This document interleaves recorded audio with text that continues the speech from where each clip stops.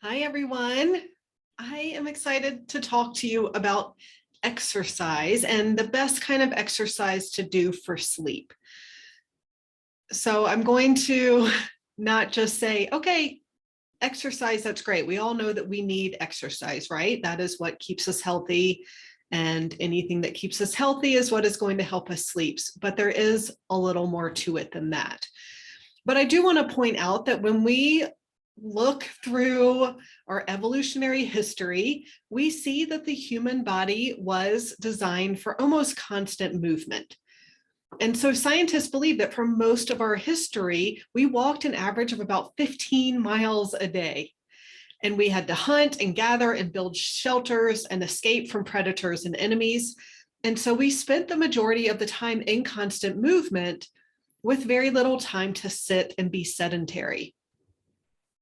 There is a book called Healthy at 100, where the author studied the lives of people around the world who lived healthily into their 90s and beyond. And one of the most common traits he found was that all these people did some sort of physical activity on a regular basis, and that many of these activities tended to be for their survival. So it's really only in the last couple hundred years that we have become more sedentary, and it's become normal for many of us to sit behind a desk and a computer at least 5 days a week. And it's also in the last couple hundred years that our sleep problems and our health have gotten so much worse as well. Now, there are definitely other factors besides just lack of exercise. Our food has changed.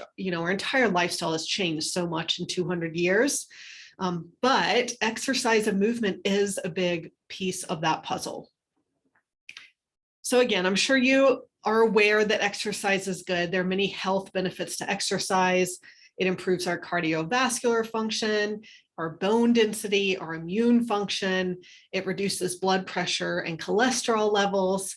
It reduces the risk of so many different things: heart attack, stroke, colon cancer, osteoporosis, and back problems. And it's going to improve our mood, our psychological functioning. So, of course, exercise is important. Now, there have been studies done showing that exercise does help with sleep, even better than sleeping pills. So there were a few different studies from University of Oregon State that found that regular physical activity could be used as a non-pharmaceutical alternative to sleep aids if people got 150 minutes per week. So that's only 20 minutes a day. Another study from the University of Pennsylvania showed that people who worked out on a regular basis slept better, and they slept even better if they combined some sort of meaningful activity into their weekly regime, such as yoga, meditation, or running. And then the Stanford University School of Medicine found that people who exercise 20 to 30 minutes every other afternoon by either walking, doing low impact aerobics, or riding their bike cut the time it took them to fall asleep in half and added an overall of sleep time to the night. So this means that just 20 minutes every other day can help you sleep better and is actually more effective than sleeping pills, which are shown to only add 3 to 30 minutes of sleep when they're working. So we know that exercise can help with sleep. The proof is there. Now let's talk about when to exercise. So you mainly don't want to exercise too close to bedtime, because when you exercise, your body temperature rises and then it drops a few hours later. And so if you are active at 8 p.m. and trying to go to bed at 10, then your body temperature is still going to be really high. And our body temperature is supposed to lower naturally as you fall asleep. And so having a high body temperature from exercise like that can interfere with that process. And so it can make it harder to fall asleep. Now, if the only time you have to exercise is before bed and it doesn't seem to affect your sleep, then that's fine. But if it is affecting your sleep, then I suggest scheduling it for another part of the day. And that would actually mainly be for strenuous exercise. It could be fine and something to experiment with to see if you are fine taking a walk, for example, at 8 a.m. that's not getting your heart rate up too much and really raising your body temperature. So that is a possibility as well, if that's the only time that you can exercise.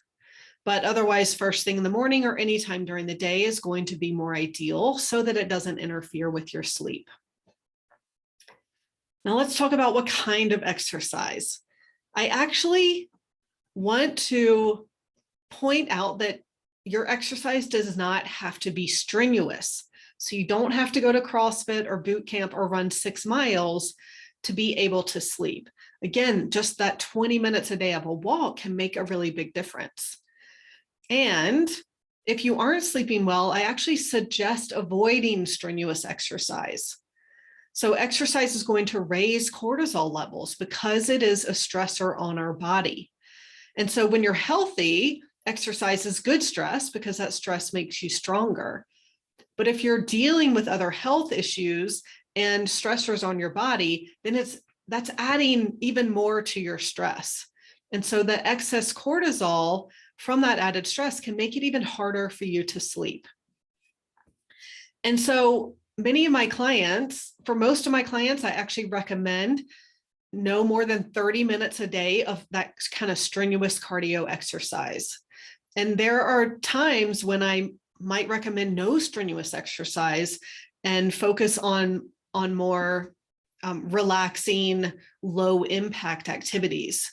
So again, and this can go, so say your cortisol is really high right now because you're under so much stress, then I might recommend less strenuous exercise or definitely no more than 30 minutes. And if your cortisol is very depleted, like your body hasn't been able to handle that stress over time, you don't have the energy, you don't have the resources to exercise that much. And so in that case, I would recommend avoiding strenuous exercise for a few months while we work on reducing all the other stressors.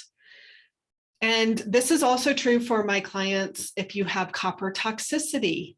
So strenuous exercise can cause your body to dump copper, what's called a copper dump, which is going to have a lot of unpleasant symptoms, including making sleep even worse because your body's getting rid of all that copper once it's circulating around, and it causes a lot of inflammation and a lot of stress. And so there are quite a few cases when I really recommend taking it easy. And so this brings me to over-exercising. So I live in Jackson, Wyoming. About half my clients right now are in Jackson, and we tend to over-exercise here. I know I did for years. I used to go on ski tours all day, go for 3 to 5 hour bike rides, on a regular basis. And that's gotten, that affected my health over time. And I got to the point where I wasn't able to handle that kind of exercise. So you really, if you are over exercising, if you're doing, again, more than that 30 minutes of strenuous exercise most days, you're likely over exercising. And, these high intensity or long duration workouts can provide some benefits if you want to lose body fat and increase strength and fitness, but they can also push the body's stress response too far, which leads to, according to Chris Kresser, who is a functional medicine practitioner who I've been following for a long time, he says it leads to a cascade of biochemical responses that can cause serious damage to one's health in both the short and long term.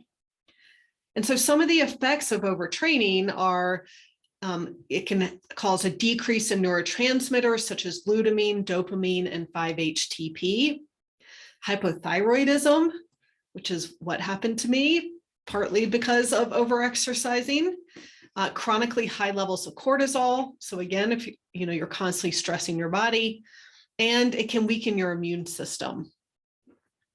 And all of those things too can cause sleep disturbances. So if you are exercising too much, then I'm going to recommend that you tone it down a little bit, and we'll talk about what that looks like.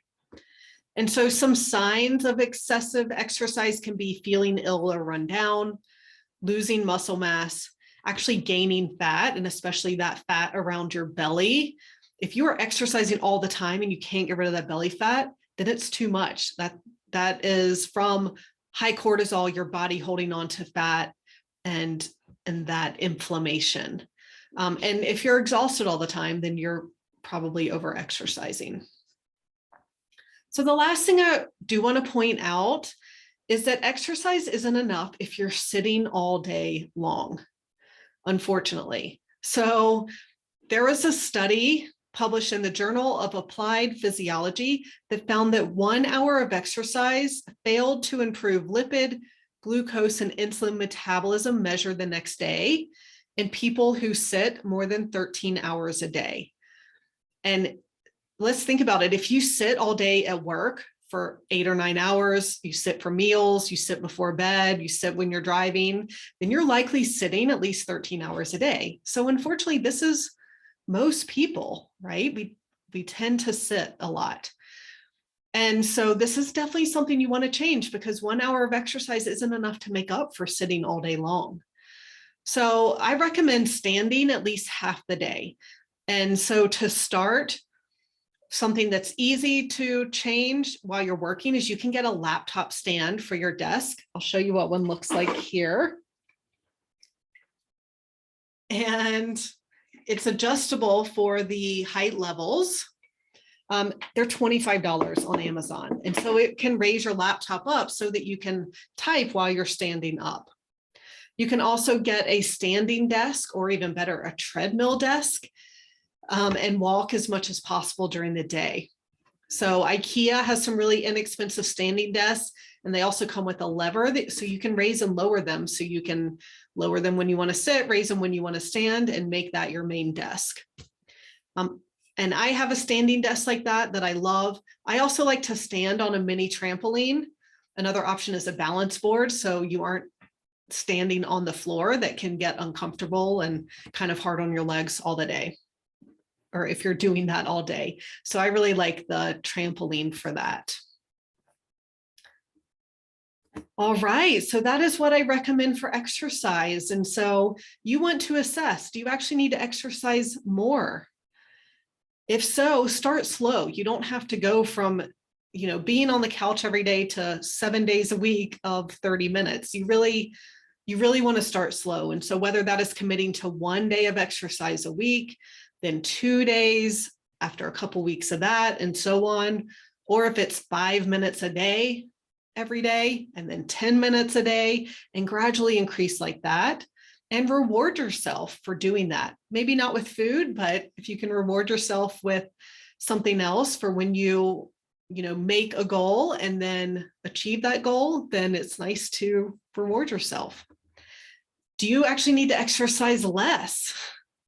So if you're over exercising, can you commit to limiting strenuous exercise to 30 minutes a day for a month? Do it for a month and see how you feel. See if you feel less exhausted, see if you feel better. And do you need to stand more? If so, what's your plan to make this happen? Do you want to get one of those laptop stands? Do you want to invest in a standing desk? What is that going to look like for you? All right, everyone, I hope that helps, and I will talk to you soon.